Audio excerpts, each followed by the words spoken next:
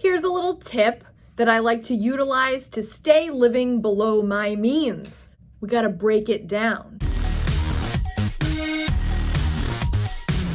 Okay, not really, not that breakdown. I'll just start the video. Here we go.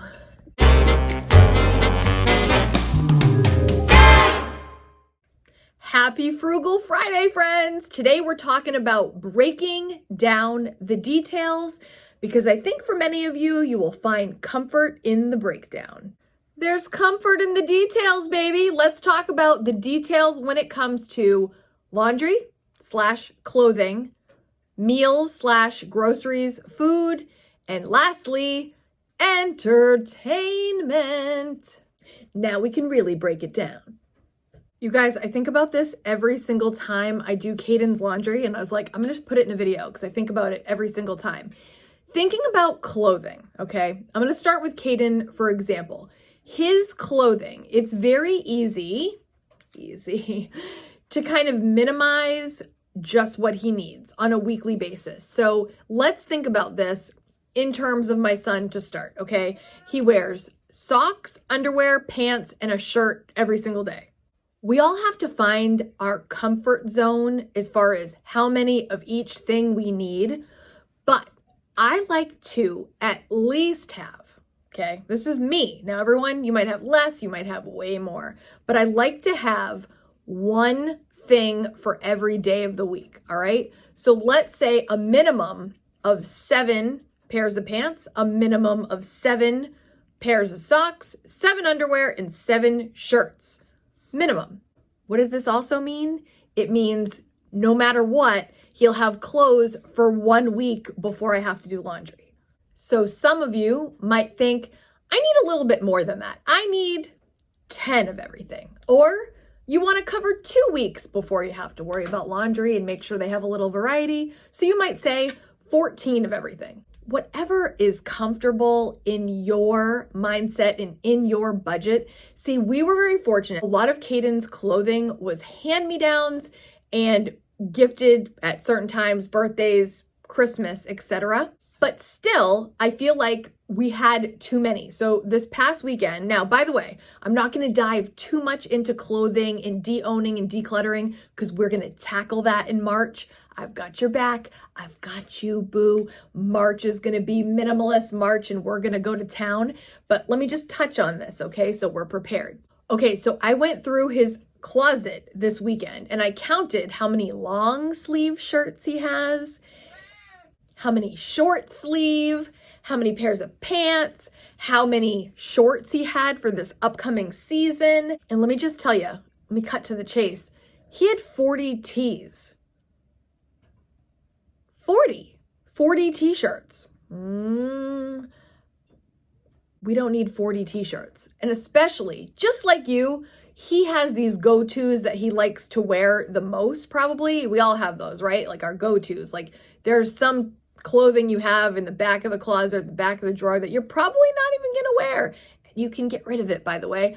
But in the meantime, I'm like, let's look through all this. So I got rid of all the ones that we felt this about. They're totally quality tees, but maybe for whatever reason, they're just not his favorite.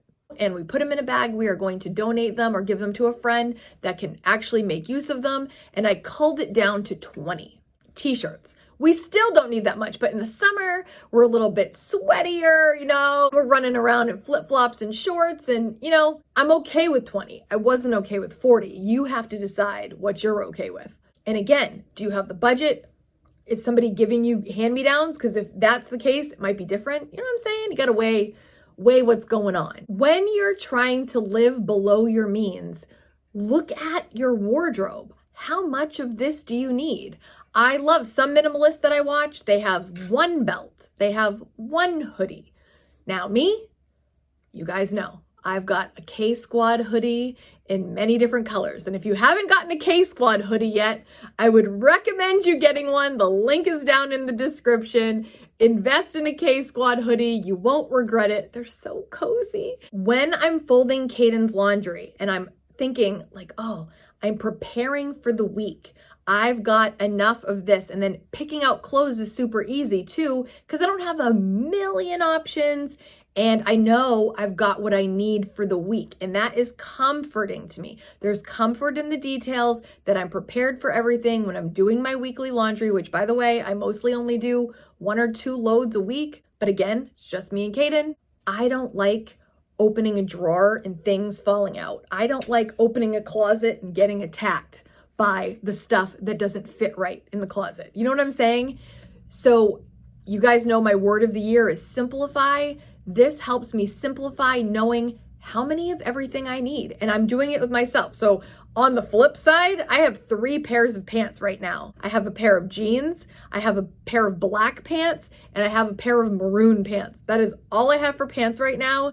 I have a couple other things, a couple other dresses, skirts and stuff, but in the future, maybe come this spring, I'm gonna put a shopping budget together for things that I need going forward. But again, I'm going to be very intentional what I bring into the house and what I bring into my wardrobe. What am I actually going to use? What am I actually going to wear? What do I love? These details are very comforting to me. Maybe you have way more than you need right now and you can minimize and simplify. And it will feel so good. The second thing I'm going to talk about when living below your means is breaking down the details of how many meals you have to make every single week. For those of you that have been following me, I am intermittent fasting right now and I'm only eating 2 meals a day. So instead of, let's just say myself, for example, only, if it was just me, instead of having to make 21 meals, I'm only making 14. Awesome for me, right? This is so much relief and weight off my shoulders. And as you guys know, I usually meal plan-ish. With what I'm eating right now, I'm a little bit more specific. But for Kaden, I always know that I have a couple options for him. And I usually just say, hey babe, what do you feel like eating tonight? We've got this, this, or this. And he'll let me know and I make that for him. When you're trying to live below your means and you feel like, okay, the groceries are out of control, try breaking it down. So now you're going to be trying to plan for 21 meals for your family a week. Think about when you're getting breakfast, say you guys love eggs, bacon, and toast and fruit. Maybe you're gonna make that for 3 or even 4 of your breakfasts, or 5. Maybe that's what you make every single weekday. And on the weekends, you make pancakes, or on the weekends, you make omelets or something different. But breaking it down to, okay, I have to provide 21 meals for my family. What can I get and what can I reuse? Say you do ground beef one night you do tacos, one night you do a taco salad, one night, whatever. But knowing the breakdown of how many meals you need to prepare, for some reason is comforting to me. Me, only having to prepare 14 meals is awesome. It feels so good to me and I have everything nice and planned. The breakdown is comforting to me. And lastly, the breakdown of your weekly entertainment requirements. Okay. I have a personal policy where I try to have 1 social experience per week with either friends or family members. Because truth be told, if you don't invite me, more than likely, I'm going to get wrapped up in a hot bubble bath, a lady thriller book. My friend calls it that, psychological thrillers. I've already read 4 this year. A good Netflix show. I will just immerse myself and entertain myself, right? If you don't invite me, I might not leave the house and I love it. However, building, cultivating, and nourishing relationships are very important in my life. The people in my life are what matter most. So I always want to make sure that I either invite someone to do something or participate in something social during the week, normally on the weekends, of course, because during the weekdays, I'm not going out. Let's just face it. But on the weekends, I try to have either dinner with a friend or get together with a group of friends, be with my family. Oh, family I might see during the week. Family is a different story. I might have dinner with them during the week. That we will leave the house for. So here's where the details come into play, right? Now, some of you might not have the same policy as me. Maybe you guys like to go out all weekend long. Depending on your budget and your needs as a human being, I know we might be very different. I like to stay in and go out occasionally. I like it occasionally. But think about, okay, say your family right now goes to the movies every Saturday night, and say it's $15 a ticket and you get snacks, right? So just right off the bat, just for tickets alone for a family of 4, you've got $60 just to get in. And then on top of the snacks, if you get popcorn and candy and a drink, I mean, that could rack up to $100 quick, right?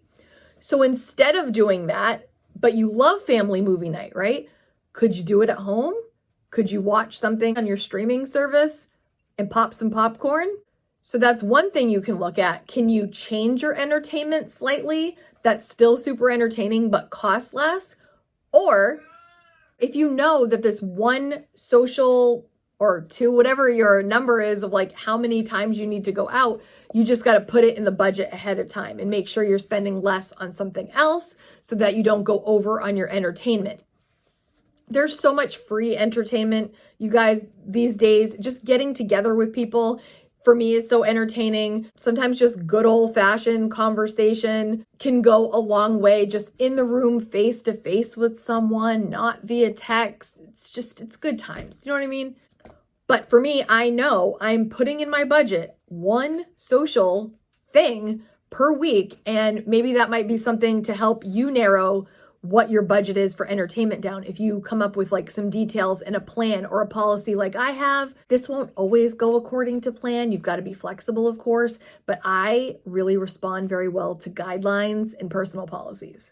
For me, as I'm always navigating living below my means, having the details and the plan for my clothing, for my meals, and for my entertainment has totally helped my budget improve to a point where I just know what to expect, and having these guidelines and boundaries and kind of like a plan has been so helpful.